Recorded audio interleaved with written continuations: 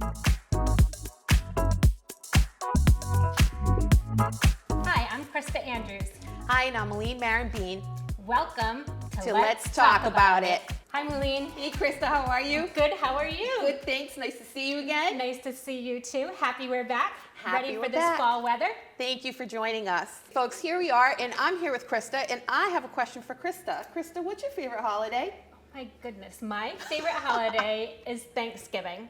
November is awesome. It's my birthday. It's my daughter's birthday. It's my son's birthday. And Happy my granddaughter's birthday. Oh my gosh. November is awesome and busy around our house, but my favorite holiday is Thanksgiving. And I will tell you why. Because my friend Anne wouldn't be Thanksgiving without her, and she makes the best stuffed mushrooms ever. Delicious. Yes, which leads us into our guests, Ryan and Emily Bouchard. Hi. Hello. Hello. Happy to be here. Welcome. Nice Thank to you. have you here. Nice to have you. So Ryan and Emily are from the Mushroom Hunting Foundation, and we'd like to hear more about your foundation, if you don't mind. Sure. Well, we have been teaching mushrooms for about 10 years, and wild mushrooms, that is. So we don't grow mushrooms. A lot of people ask us, Okay. how do you grow mushrooms? That's not our specialty. Cultivating mushrooms is a whole other thing. We specialize in identifying and cooking and eating and enjoying the wild mushrooms that are all around us. When I was a kid, I didn't quite realize, even though I learned a little bit about mushrooms in science class, I didn't realize how many of them were actually out there in the woods. And the flavors will truly captivate you. And you're going to do a cooking demo for us Yeah, today? today I brought my favorite species, black trumpet mushrooms. They are absolutely wonderful. They taste smoky and fabulous.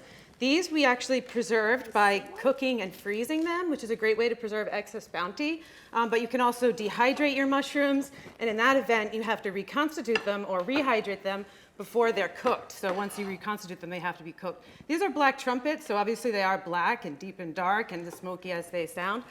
They are my wonderful species, one of the best. Now, are these native to Rhode Island? They are. Some people think they're difficult to find when really they're just very difficult to see. Sure, yeah, because I'm having a hard time seeing them here. But folks, this is not charred paper. These are actually mushrooms. And we're going to have an opportunity here to taste these mushrooms where we'll be able to discuss the flavors and some recipes, some easy, quick recipes, correct? Sure, sure. Yeah, black trumpets are particularly, you have to time it. Pretty much all wild mushrooms have to be cooked. That's something a lot of people don't know. Oh, wow. And some people say even the supermarket mushrooms you should cook. But anyway, wild mushrooms, yeah, you definitely have to cook them. And with black trumpets it's difficult because they start out black and they're undercooked, and then they're done perfectly and they look the same. And then they're overdone and they are charcoal and they they're still chewy. look the same. Yeah, but Gotcha. hopefully, we've prepared them in advance, so we just have to kind of get them heated up and sizzling Yep. and put some salt on them. Salt always kind of brings out the mushroom's own flavor. Sure. So Yeah.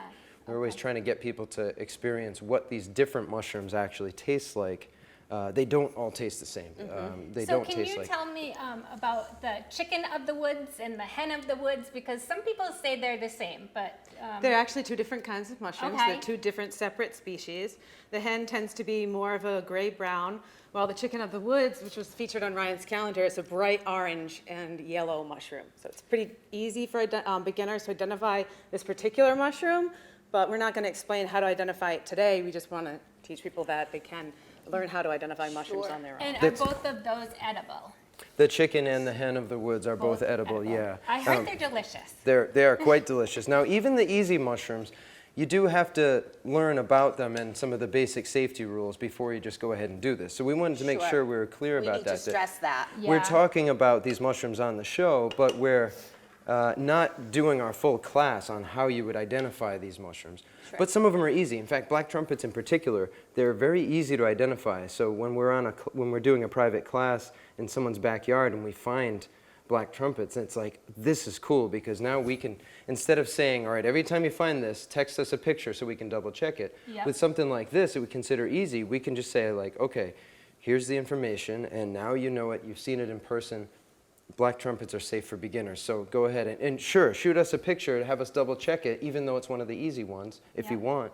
But we're all about teaching people how to actually So, do this. Ryan, actually, that brings me to a question here for you. Where can folks go to find a little bit more about you, or even going on an expedition, kind of foraging expedition? Is that something you offer? Absolutely. That's what we do. Is we do public classes and private classes, and some of them have cooking demonstrations. Some of them are a slideshow and lecture, and some of them are outdoors. And there are a lot of places you can go mushroom hunting. Certain places you don't want to go. I mean, obviously, there will be times when you're tempted because, you know, your neighbor's fence is there and there's mushrooms on the other side of it. But you know, Those are his don't- mushrooms. You have to ask for permission. But we found that knocking on someone's door and asking for permission to pick mushrooms from the yard usually works out fine. But yeah, you don't sneak around people's yards. And also, there are some areas that are designated as nature sanctuaries, and it's forbidden to pick mushrooms there. Sure. We always explain to people that it's sustainable to pick wild mushrooms. They do grow back, and we can talk about that a little bit. Yeah. But just because they grow back, that doesn't mean that you're allowed to pick them anywhere. For example, at an Audubon nature sanctuary, they're supposed to stay there so the next person walking down the trail can see it. You So know? more of an observation versus harvesting. Right, Sure. but in most places, just basically the woods in general, you know, you can pick mushrooms, they will grow back, and So if I can just jump in here, Emily, I can see that these now are starting to sizzle, and they are also starting to release a little bit of an aroma. Yeah, Something doesn't it little- smell good? It's It does. delicious. It smells really woodsy. good. Yeah. Yeah. Yeah, don't they smell good? Delicious, They really absolutely. do. I'm looking forward to trying it. When they start getting a little crispy and chewy, it's time to add your salt. So on average, about how many minutes are we sauteing these for? We always cook our wild mushrooms 7 minutes over medium heat Okay. when the mushroom is cooking from raw, but you want to flip halfway through your cooking time. It's important not to overcrowd your pan because you don't want the mushrooms to release too much water too fast. You want to get a good golden brown sear on both sides of your mushroom slice. And Emily, let me ask you, so is this a good side dish, or would you consider this a main entree? I consider mushrooms in and of themselves a meat of the feast many a time. They can be great for meat substitution. They'd be great to add to meat, to dress it up, make it more flavorful and juicy. But mushrooms do stand alone as a side dish or even a main course, I So believe. there they are against There they are. and you can really see that, almost like a spinach. Yeah. Yeah, And it anybody smells mind proving? delicious. Yeah, no. which one of you is going to try and, wait a minute, let's just prove we're not. Feeding yes. us something we shouldn't eat. Yes. Okay. Don't give us the opportunity to eat them all. Because Okay. you're wrong. All right. I am going to. Try a little piece. I'd absolutely love to. Thank you. So, Deeply flavorful, huh? Very flavorful. Very it's amazing. savory. Yeah. It's amazing. It's very delicate. I wasn't expecting to get that much flavor out of such a small little portion. Yeah. These Believe really it or pack not, a punch. They even make a great dessert mushroom. I've made several desserts using this species Wow. of mushroom, including a mushroom caramel that was out of sight. And you brought some other mushrooms with you. Can you talk a little bit about those? Well, sure, and Delicious. this is one of those times where we're going to say, yeah, that we're talking about an edible mushroom species here. But this in particular is one of the ones we'd say is not for beginners because you have to look at some details of it to make sure exactly what species it is. However, having said that, these are the sand Leucaria, Ooh. and as Look you at can see, they're those. quite sandy. Look how pretty. They Yeah. grow Beautiful. on the beach in November, which makes this a really unique kind of mushroom. Wow, that's And- really cool. and Now, they, what are we looking at here? Those are called gills, and a lot of mushrooms have gills under their caps. Portobellos and shiitakes have Yep. gills, and that's where the mushroom spores come from. And the thing is about mushrooms with gills, even though that's the familiar structure that you see in supermarket mushrooms, in the wild, the mushrooms with gills are more difficult to identify. We kind of say they're all experts only. Some of them are a little easier than that, but we want people to be extra cautious about any wild mushroom that has gills. So actually, now that we're talking about the makeup of a mushroom, and you mentioned gills, how similar are they in terms of DNA makeup to, let's say, a human? From what I've understood, that we carry a lot of characteristics. Somewhere about 50% of our DNA is compatible with a mushroom. Have you heard any of that, or is I that all? have read that. I have read that evolutionarily we are more closely related to mushrooms than we are to plants.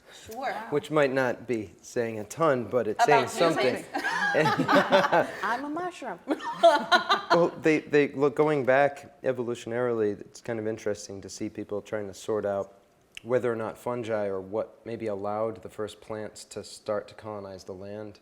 Sure. And some kind of combination of plants and fungi, and that persists down to our times where the mushrooms we find in the woods, a lot of them are either found growing on dead wood Yeah. or growing around living trees. And in that case, the fungus is actually helping the trees. A lot of people don't know that. Yet Okay. some fungi break down dead trees, but others actually feed water and nutrients to the living trees Wow. in symbiotic relationships. So then we really shouldn't downplay the importance that mushrooms have in terms of our ecosystem. And Yeah. even I know that we introduced mushrooms to bee colonies because of the fact that they have these antiviral properties to them, that they really do assist bees in even lengthening their lifespans. and fighting That's off true. those the mites and the things that have afflicted the bees Sure. colonies. That's Yeah, amazing. Mushrooms have even been used to clean up pollution from soil and waterways too, because they're good at sequestering pollutions and breaking things down. Wow. So what Emily's talking about is the actual fungus that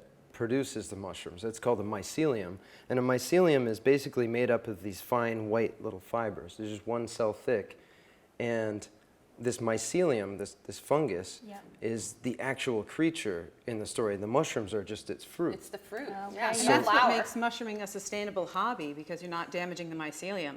In fact, it's much more important to take your mushroom knife and pop the mushroom out of the ground like so you Versus collect the plucking entire it. thing, Okay. versus plucking or slicing it off at ground level, because that can actually be dangerous in terms of missing information from the bottom of the stalk that you leave out in the woods. You want to make sure you collect the entire mushroom to identify it. You don't I need to baby the understand. mycelium. Right, it's true. A lot of people and we're glad people think this way, but a lot of people want to say, don't pull the mushroom all the way out by the roots, because then you're damaging the mycelium that it Because came from. essentially that's what the mycelium is, correct? Is the root actual system at the end. That's It looks like that, but it's really not the roots. The mycelium, remember, is the fungus, and this mushroom is the fruit. So what happens is, regardless of how far down you dig to pull the mushroom out, that mycelium is spread throughout the area.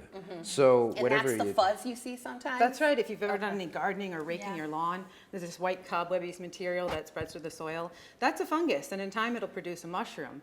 But it's not a bad fungus. Not No. necessarily. No, Mushrooms well- have been given a really underrated. They Mushrooms get a have bad been rap. Yeah. They do. It's true. Yeah. It's true. They are associated with decay, but you got to remember that's an essential part of the ecosystem too. Sure. All the dead trees throughout history, how come they're not stacked up to the clouds and blocking up the whole world?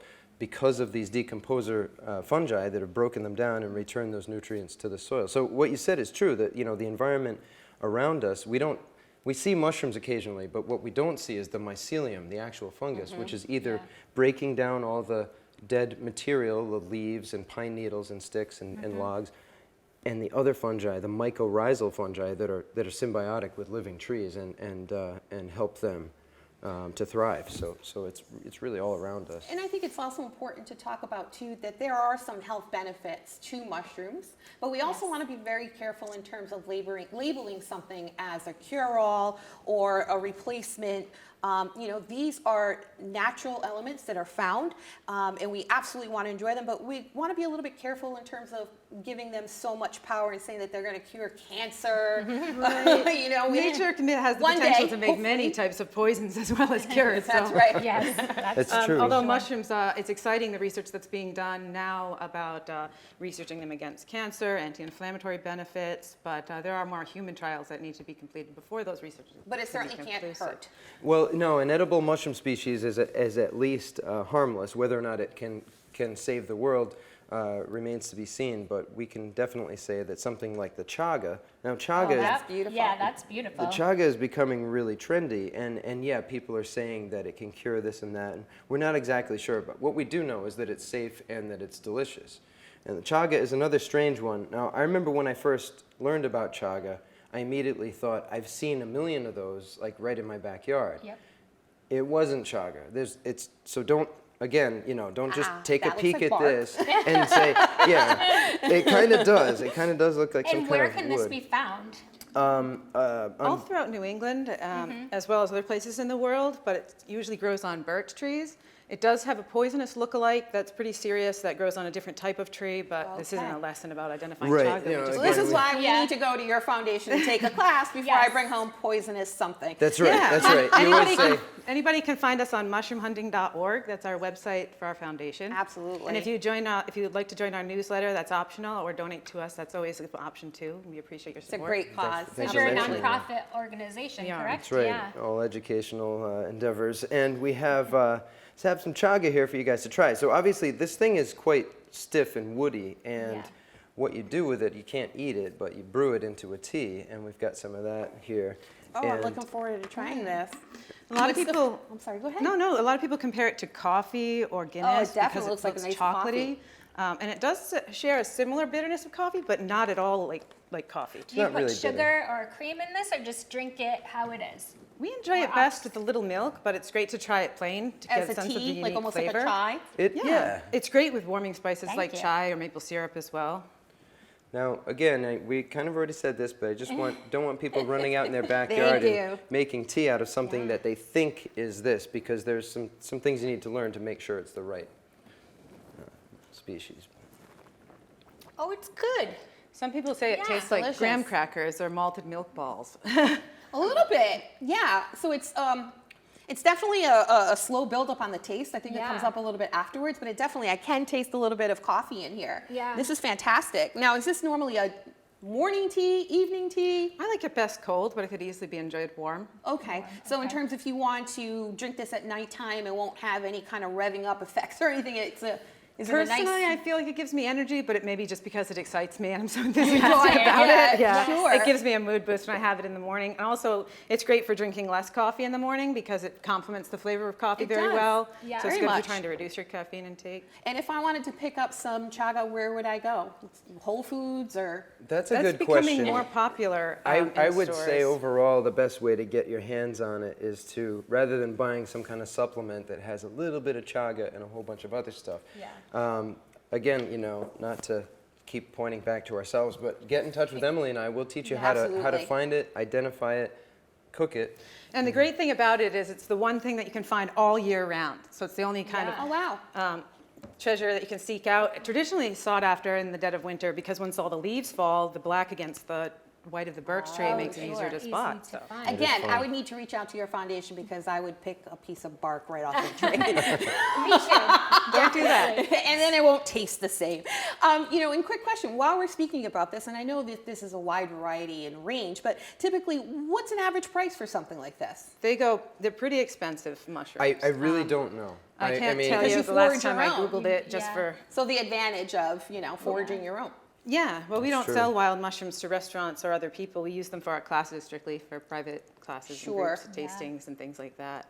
But I do know that it'll cost you Pricey. something. It's not as expensive as truffles, but it's pretty expensive. And folks, we want to stress these are not your typical white button mushrooms that you're getting when you go to a Whole Foods or Stop and Shop. These are a little bit more sophisticated and intricate, and again, some have some health benefits, we think, and definitely specialty.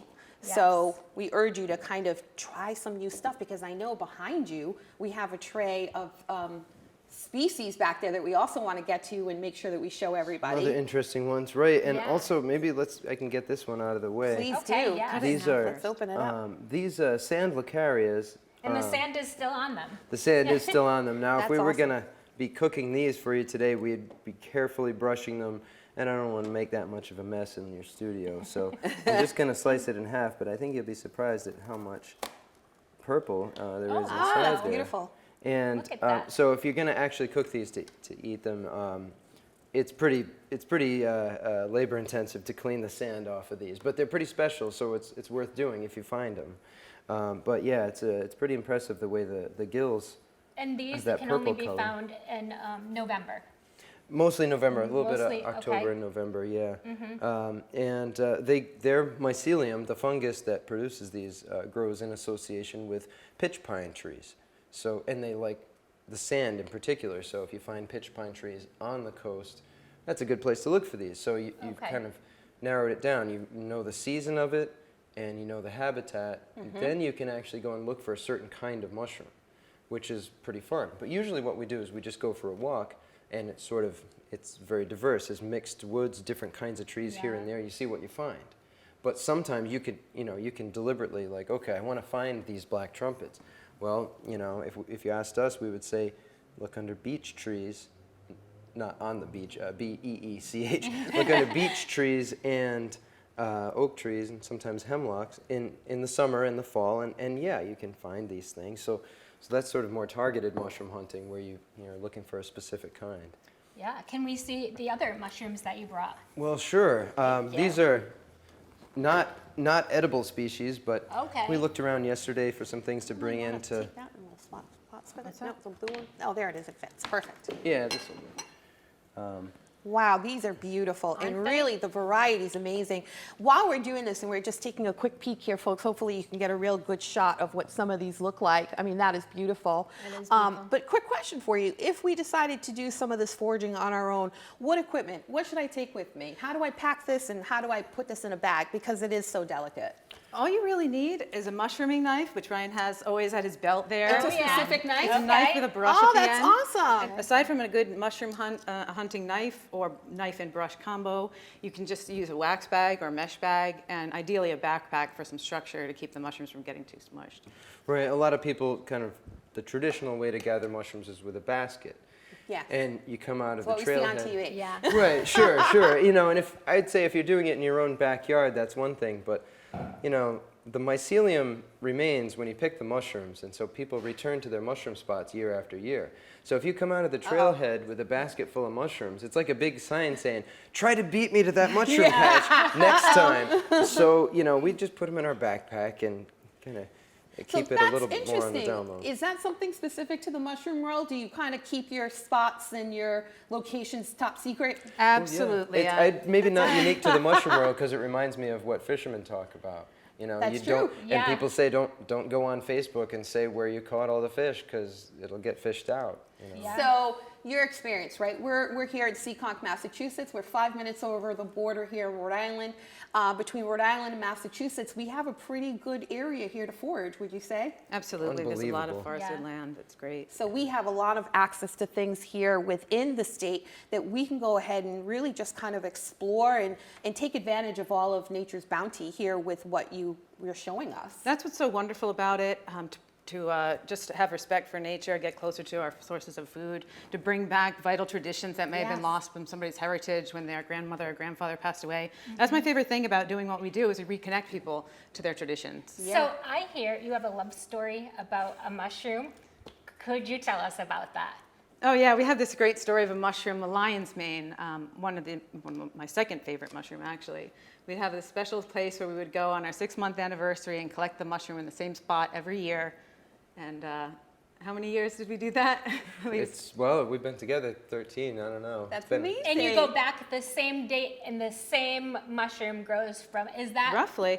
odd, or is that something that always happens? Like, does a mushroom grow on the same date every year? For it to grow in the same general time of year is expected, but for Okay. it to actually show up on that date is a little weird, and we thought that was kind of cool. Did you name it? I would have named that mushroom. I should have, but I had too much interest in eating it, so it gets that attached. Name it, and then you can't eat it. Name it Wilbur. The lion's mane is a Wilbur. fuzzy-looking mushroom that's very cute. Some people call it icicle fungus. It's like white with these teeth hanging down. It's stunning. Have you gone back to see Wilbur? We haven't had much time lately, Oh, but no. we We need Wilbur updates.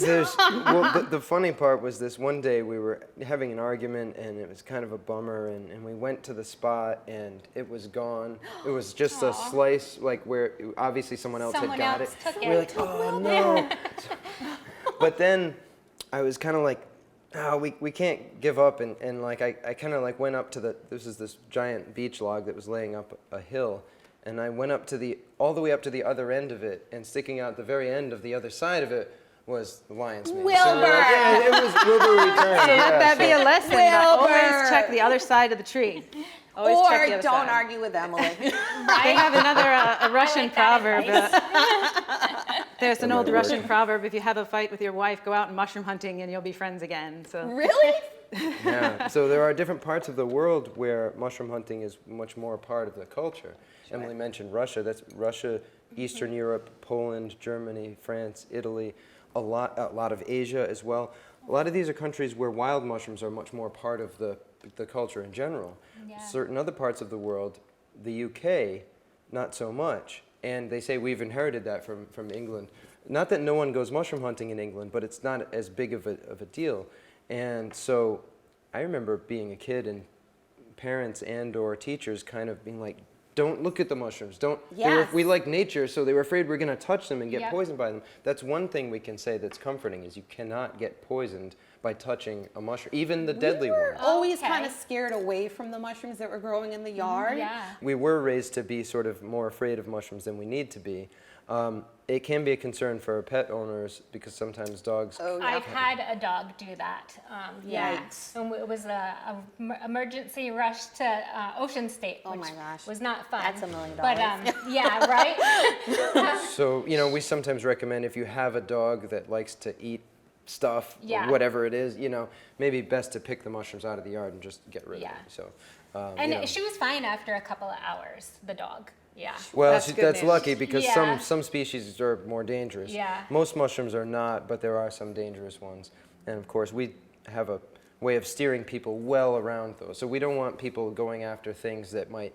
There's mushrooms that are edible, but they resemble poisonous ones. Yes. And we say, you know, wait until you've been doing mushroom hunting for a few years and you're getting really good at it.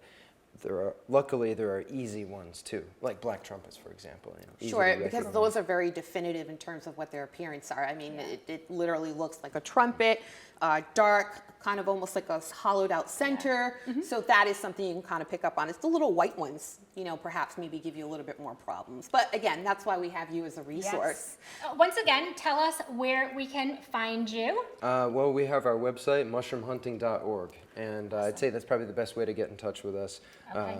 And if you do get in touch, you can send us pictures and we can help you identify them. That's one thing we do. That's awesome. And that's free. Thank you. And we have our classes and stuff. So if you get in touch with us, we'll be sure to tell you what kinds of classes we could offer you. Well, That's great information. We loved having you as a guest. Thank you so Our much. pleasure. We So happy learned to a be lot here. Thank you. about mushrooms. Cheers. foraging. Yes. Cheers to Cheers. China. Chaga tea. Yes. Thank Chaga you. tea.